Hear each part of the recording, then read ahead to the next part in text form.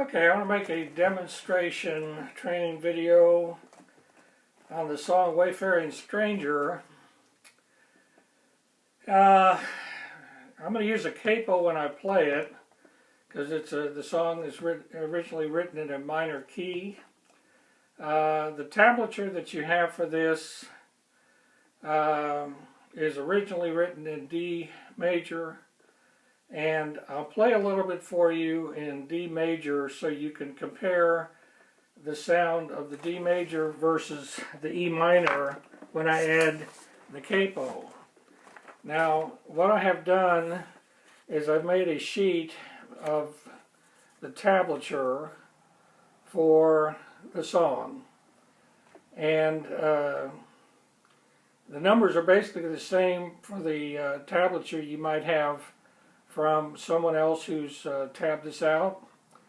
And I want you to pay particular attention to the asterisks, which are rests. There's a reason the composer has incorporated these pauses of these rests in the music. It may be for suspense, it may be for emphasis, or just preparation, or in something else between transition from one line to the next. The tablature does not change when you use a capo.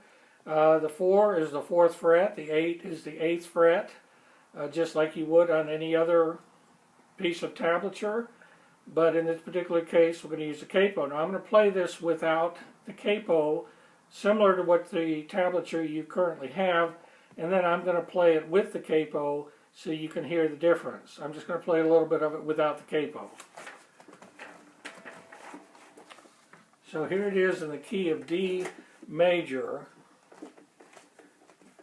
and then I'm going to put the capo on.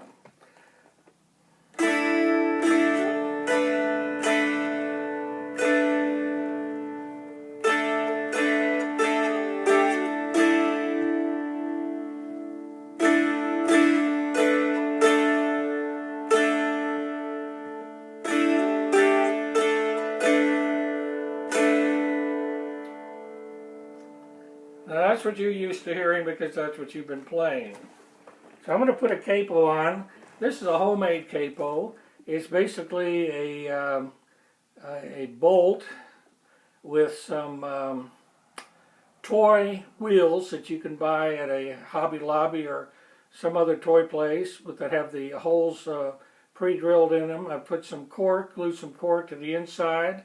I've taken a piece of plastic tubing to cover the threads of the bolt.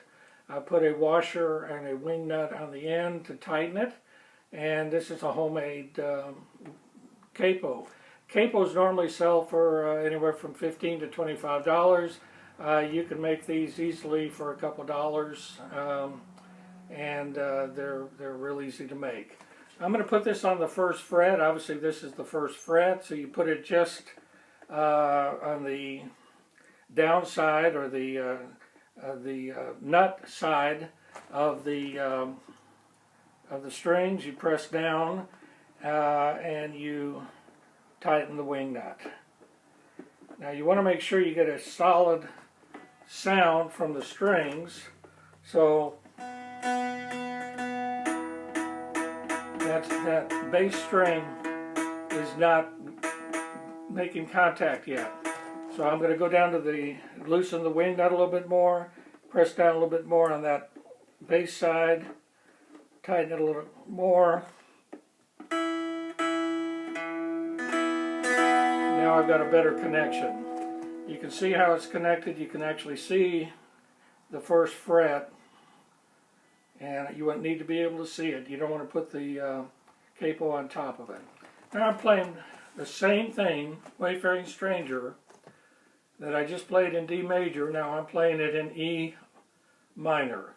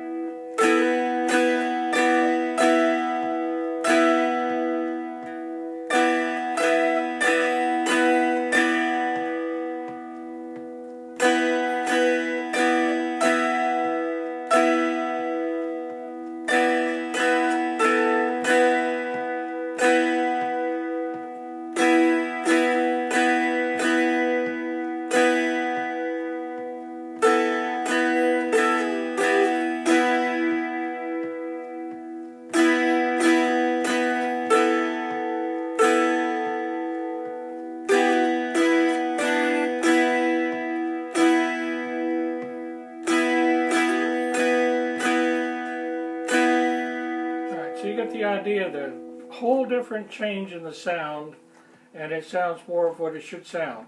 The numbers don't change, the fret number, the tablature does not change. There should be no confusion using a capo. The only thing with the capo, a 0 is open because that's your first fret is covered. There will be no 1 in your tablature. If the capo is on the second fret, there would be no 1 or 2. You would have a 0, which would be your open capo, which would be the second fret. So you would have a 0 and then 3, 4, 5, 6, and so forth. So that's the only difference with the capo. The numbers don't change except there's no 1. When you have the first fret, it would be a 0. Open, that's, even though it's a first fret, that's 1, 2, 3.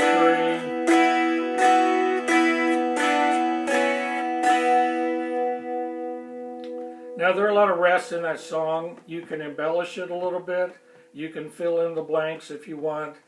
One thing, we have a bad habit when playing the mountain dulcimers. We feel compelled to fill in and have continuous stroke on every beat. And we need to just modify our thinking a little bit to avoid doing that, because there is a reason for these pauses and rest in the music.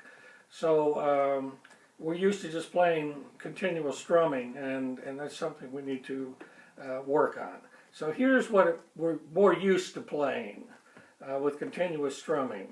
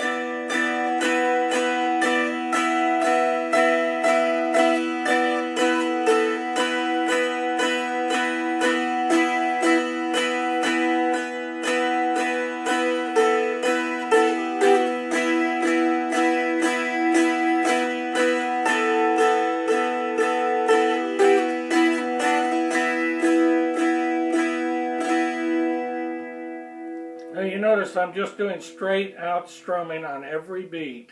I'm making no contact on the in strum. Every strum is an out strum, no string contact. It's an air strum on the return. Now I'm going to embellish it a little bit with some double strumming. Not alternate strumming. You never want to alternate strum.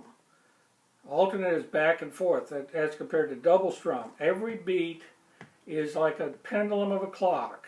You keep that same tempo going. Sometimes you out strum, sometimes in strum, sometimes both. Here's embellishing the same song with some double strumming.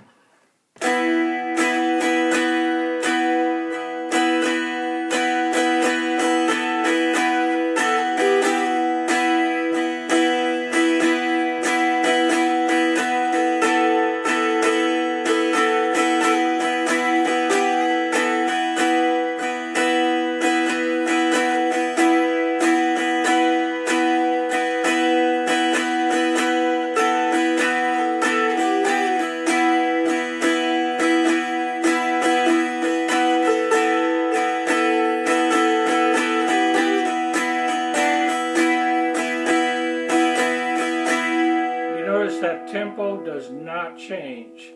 The arm motion consistently remains constant with the tempo. The out strum is on the main beat and the in strum is on the secondary or the half beats. So it just stays the same. I'm just embellishing a little bit. That's Wayfaring Stranger training demonstration using a capo on a mountain dulcimer, tuned to the key of E minor. Now how do we know it's in the key of E? Your open string on the bass string is what tells you what key you are tuned to. be it DAD or DAA, it doesn't matter. The bass string is what tells you that's a D. So if a D is your first open on the bass, then E is going to be your first fret.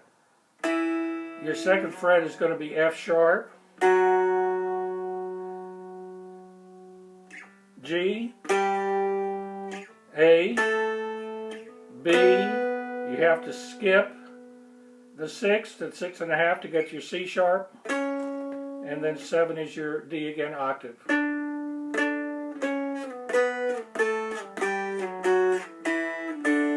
So D, E, E minor, F sharp minor, G, the key of G if the capo is on the 3rd fret, key of G, 4th fret is A. B, skip the 6th, 6.5, C sharp, 7 is D. So